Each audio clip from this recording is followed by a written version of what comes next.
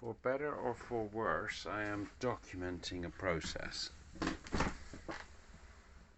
This is Paul Ehrlich speaking about his views on human domination of the planet on the Long Now Foundation, and we've just had him introduced by Stuart Brand. So I know that I have just done that because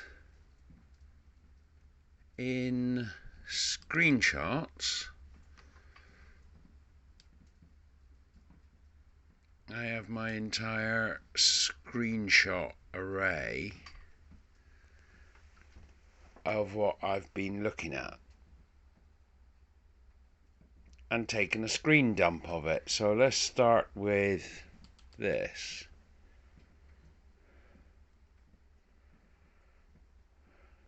Top 10 photos from Apollo 16.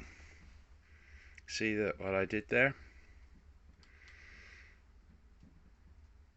Charlie Duke at Station 4. Here we go. It's on main screen.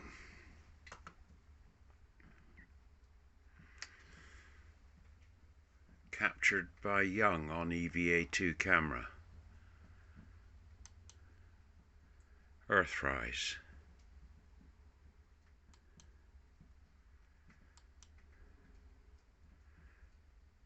A command and service module in lunar orbit before docking. Lunar module panorama. The car parked in the drive. There they are working on the edge of a crater.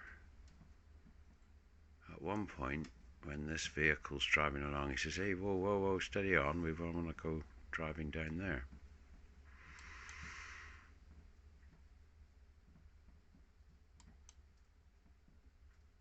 Quite good photos, really.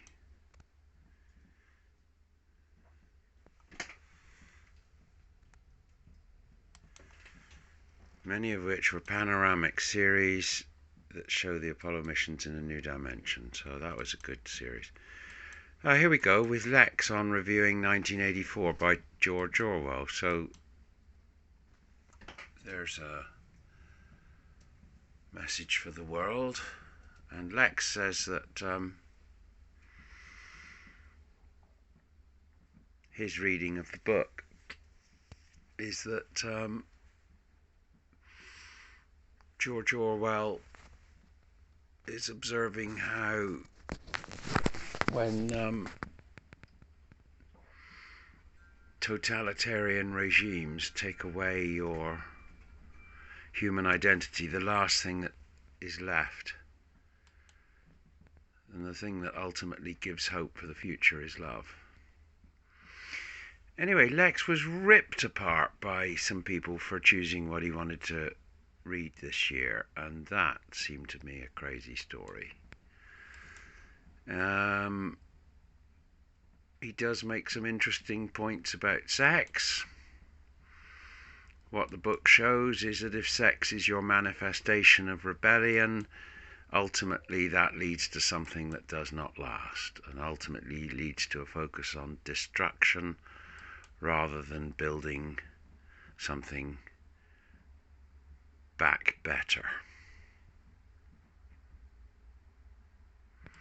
Quite a profound little reading of the book, I think, by you, Lex. Well done for drawing everybody's attention to words on paper that are asking difficult questions. So my reading of this section of the book was also true to say that it rubbed me up the wrong way. I would agree with you. So you opened an old wound. The idea that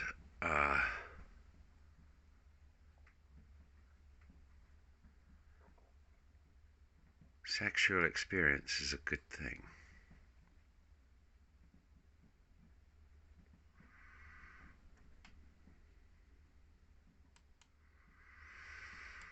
Oh yeah. So also how right. So we're reviewing the process. Reviewing the process. This is Stuart Brand from the Long Now, an organisation that specialises in long-term thinking. And somebody said, "Lose the hat, Stuart," in the comments to this video. Anyway, he named a magazine called Coevolution Quarterly, and we're now looking at Professor Paul Ehrlich on his book The Dominant Animal Human. So that's what I'm doing at the moment, but the first thing he does is take off his tie. And he says that his... Now, yeah, that's the last one. That's where I've got to. He says that his Nobel laureate winning professor, his professor, said the survival of humanity is not preordained.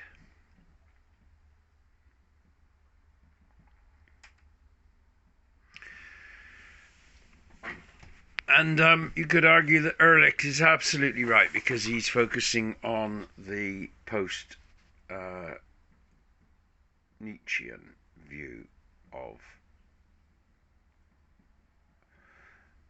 man's role in the cosmos, almost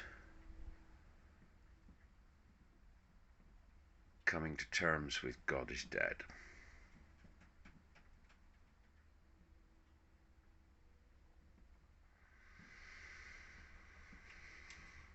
Well, I'm documenting the fact that I've listened to this hour and a half lecture last night at midnight. Paul Ehrlich, Mankind, the Dominant Animal. And now I'm watching it because I'm getting more out of it from a second looking and a review of the words very precisely, and what he's saying and what they're doing and what performance is going on stage here. In other stuff recently, let me see, before Lex and the Apollo missions, oh, that was interesting. I was reviewing a series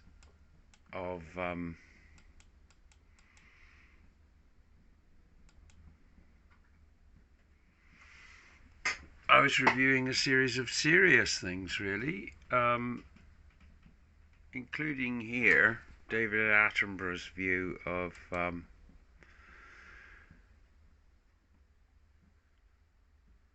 the lives, the loves, and the struggles of Catgirl Manor, the Chateau and Catgirl Manor. That was a distraction. This was a good series.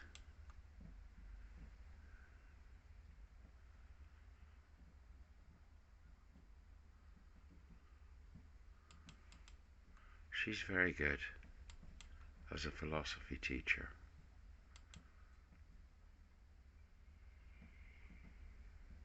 Here she is discussing Immanuel Kant,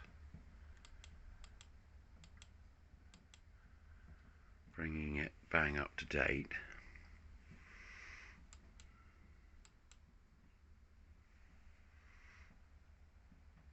Philosophy Tube.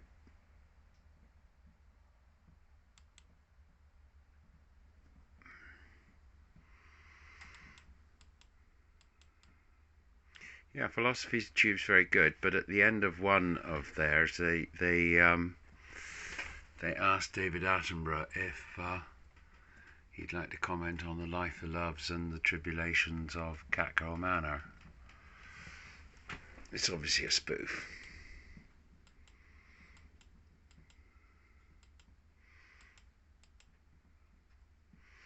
Oh, this was a project I was engaged in where I was trying to look at the possibilities of translating or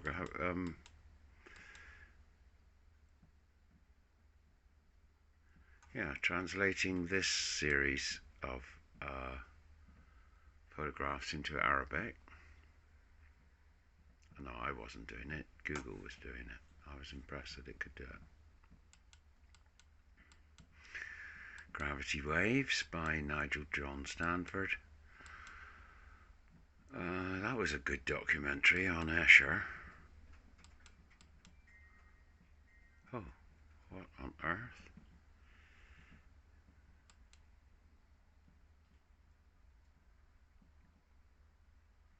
Location of South St Helena in the southern Atlantic Ocean. Probably something to do with Napoleon.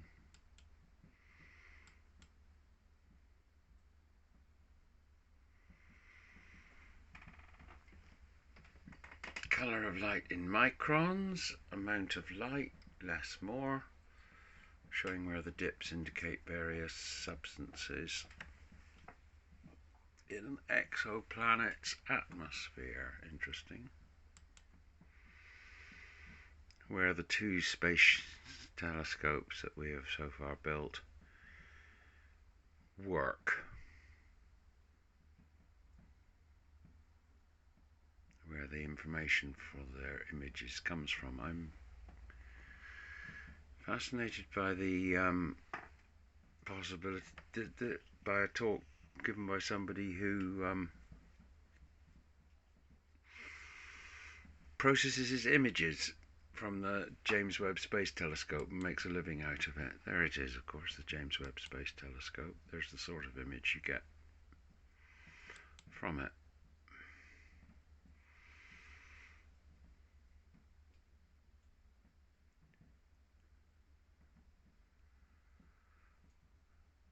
Carl Sagan Observatory, I don't know very much about that. Look how they assemble these rockets these days.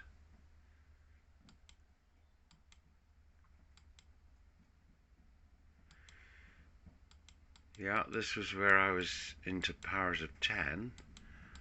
Oh, and also now we're back into chemistry. Firstly exochemistry, then this looks like it's nothing to do with. Oh, this is where I was. Hold on, we can't possibly be looking at things in order, can we? I like this sequence, which is Hans Zimmer playing Time live in Prague. That was good. Look at the drummer.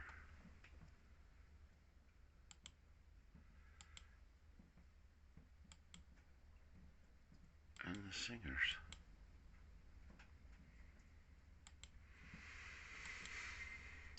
Yeah, this was orgasmic as a performance.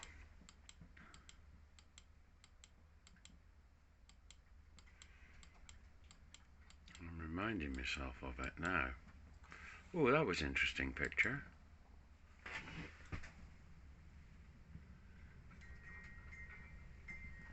Lots of different clocks at the same time, I don't know.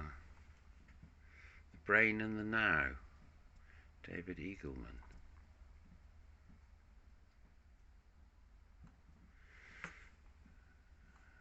That obviously needs to be reviewed.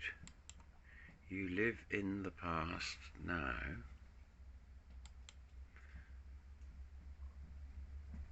Event, time in the world, perception of it. Guessing ahead, when does awareness occur? Guessing ahead or filling in behind? That's interesting. I didn't actually understand that experiment.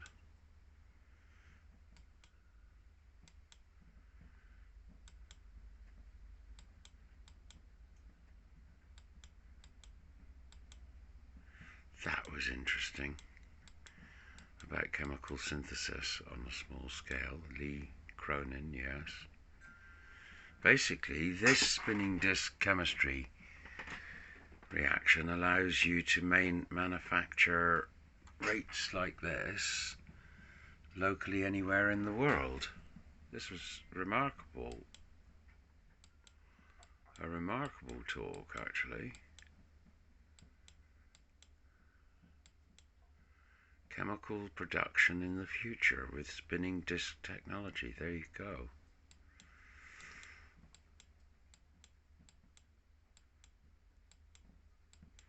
And using iron as an energy transfer medium. What was I doing here?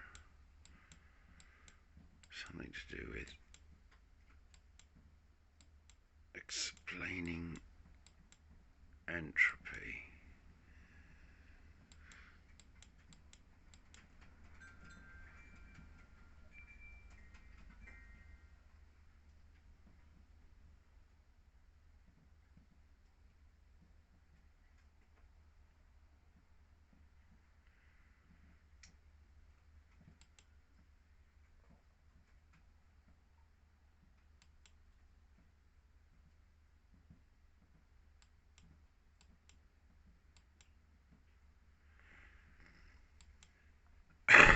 Yeah.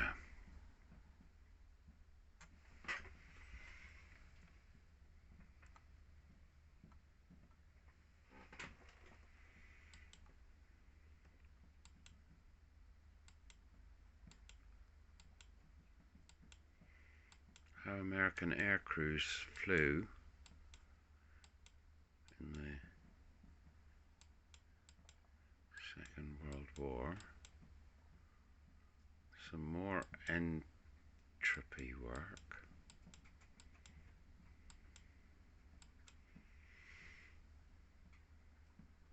Ah, that's funny.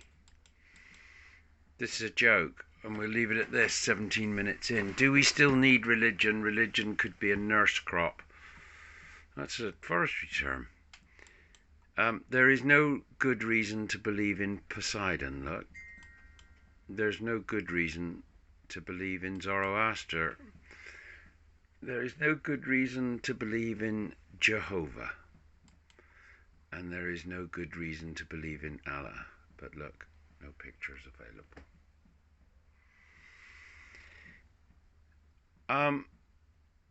Wild and domesticated religions, how the machinery of religion evolved. Crikey Moses. I think we'll pause there. That's enough justification for my existence for January and some of December.